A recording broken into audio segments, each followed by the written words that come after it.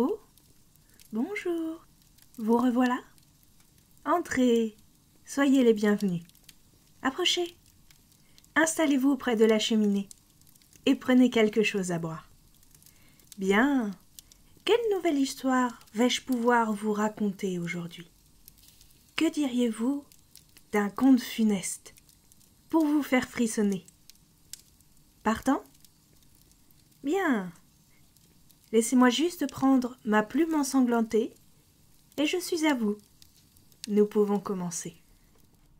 Il était une fois, dans une montagne couverte d'une épaisse forêt, une jeune chasseuse qui vivait recluse dans un vieux chalet. C'était un petit cabanon vétuste, mais qui possédait néanmoins tout ce dont la jeune fille pouvait avoir besoin pour survivre.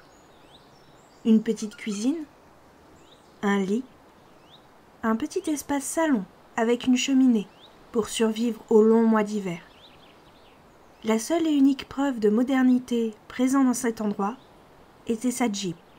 Celle-ci lui permettait de descendre occasionnellement de sa chère montagne pour faire un peu de commerce à la ville en contrebas. Elle y vendait une partie de ses prises et y achetait outils, épices et conserves pour assurer son quotidien. C'était alors le début de l'automne et la forêt commençait à se parer de ses plus belles couleurs. De l'or au rouge-vermeil, en passant par toutes les palettes de couleurs d'un coucher de soleil. C'était la saison préférée de la jeune femme. Autant de par la beauté du spectacle que sa montagne lui offrait, que par la saison de chasse qui s'ouvrait. En effet, il s'agissait de la saison la plus chargée pour elle. Il lui fallait faire provision de bois, de viande et de conserves. Mais c'était un vrai défi. Une course contre la montre, pour la survie de l'hiver. Et puis, s'il y avait bien une chose qui passionnait la jeune femme, c'était la chasse. Depuis toute petite, elle était fascinée par la chasse. À l'époque, elle accompagnait son père pendant ses sessions de chasse à l'arc. C'était un passe-temps merveilleux, aussi sain pour le corps que pour l'esprit. Elle y songea avec satisfaction tout en préparant son matériel. Son arc, fabriqué par son défunt père, un gant de cuir pour protéger ses doigts, un carquois plein de flèches, de véritables merveilles qui faisaient sa fierté, tige en carbone de haute qualité, empennage en véritable plume de rapace chassée par ses soins et une pointe acérée en métal, faite pour transpercer la chair profondément et tuer la proie. Une fois son matériel et sa tenue prête, elle se glissa dans sa Jeep et se mit en route pour l'un de ses coins de chasse préférés. La montagne était son domaine, la forêt sa maison. Son père était un ranger et il luttait corps et âme pour protéger le parc national des ravages des braconniers. Le trafic de certaines fourrures rares et coûteuses attirait beaucoup de personnes sans scrupules. Et puis, un soir, il n'était pas rentré. Une balle de fusil s'était logée dans sa tête. Depuis ce jour, elle avait pris la relève, à sa façon, pour préserver cet écosystème de ces braconniers sans scrupules qui ne rêvaient qu'à l'argent. Une fois arrivée à l'une de ses zones de chasse préférées, elle grimpa à un arbre et se mit à l'affût. Il ne lui restait plus qu'à attendre. Elle caressa délicatement la corde de son arc, une flèche encochée, ses doigts prêts à tirer, chacun de ses muscles tendus.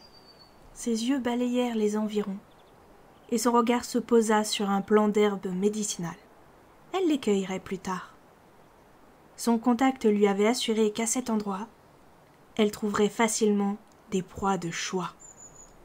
La température était idéale, le temps clément, et les rayons de soleil jouaient sur les feuillages. À quelques mètres d'elle, un sentier naturel, creusé par le passage de générations et de générations d'animaux. Elle y avait repéré des traces de renards argentés, attirés ici par l'abondance de proies. Leur fourrure valait une petite fortune, lorsqu'on savait où les vendre. ce qui lui apportait un approvisionnement régulier en nourriture. Son père n'aurait jamais approuvé, elle le savait. Mais tant pis. Un mouvement brusque attira son attention. Parfait. Exactement le type de provision dont elle avait besoin. Un mâle, un magnifique spécimen, qui lui fournirait plusieurs kilos de viande. Un pelage sombre, un œil vif. La jeune chasseresse devait bien admettre qu'il s'agissait d'une très belle bête, jeune et robuste. C'était presque dommage de le tuer, mais peu importe. La chasse n'en serait que plus palpitante. Il se positionna et se mit à attendre, à l'affût en pleine nature, au contact de la brise, guettant le moindre signe de vie, pensant sûrement à l'argent qu'il allait gagner en fragilisant l'écosystème de la montagne tout entière. Elle sentait la tension gagner tout son corps. Ça y était presque. Un sourire se dessina sur ses lèvres. Elle adorait la sensation qu'il a gagnée. Ses doigts se plièrent sur la corde. Ses muscles se raidirent. La corde était tendue.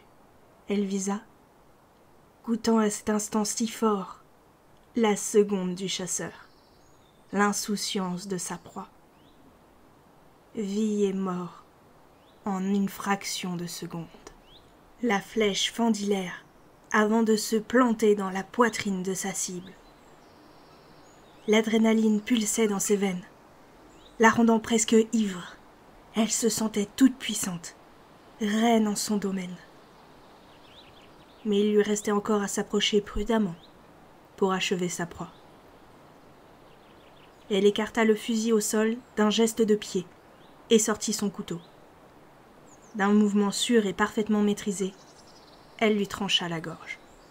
Bien, il ne restait plus qu'à le vider, puis le préparer au transport.